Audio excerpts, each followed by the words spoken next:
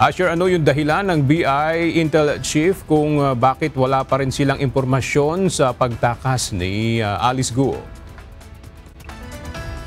Yes, Aga, bukod sa Intelligence Division ay may ibang opisina, partikular na ang Board of Discipline sa Bureau of Immigration, ang naatasan sa pag-iimbestiga kung paano nakatakas palabas ng bansa sina Guo Waping alias Alice Guo, Sheila Guo at iba pang mga kasama nito noong nakaraang taon. Ito ang paliwanag ni BI Intelligence Division Chief Fortunato Manahan sa isinasagawang huling pagdinig ng Senado kaugnay nga ng pagkakansela ng pasaporte ni Alice Guo. Nilinaw ni Senator Risa Ontiveros,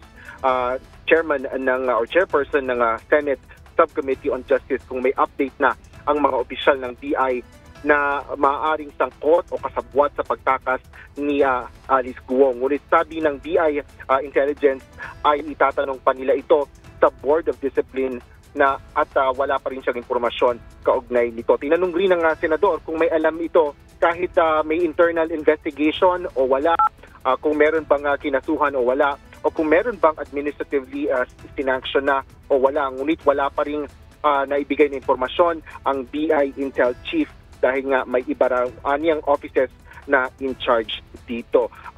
Kinidismaya naman ito ni Senador Ontiveros at sinasabing ito ang paulit-ulit na lamang na tanong at binibigay na impormasyon ng panig ng BI matapos ang 4 na buwan na pag-iimbestiga ay hindi raw ito katanggap-tanggap ayon sa senador. Sa ngayon ay nagpapatuloy pa rin ang pagdinig dito sa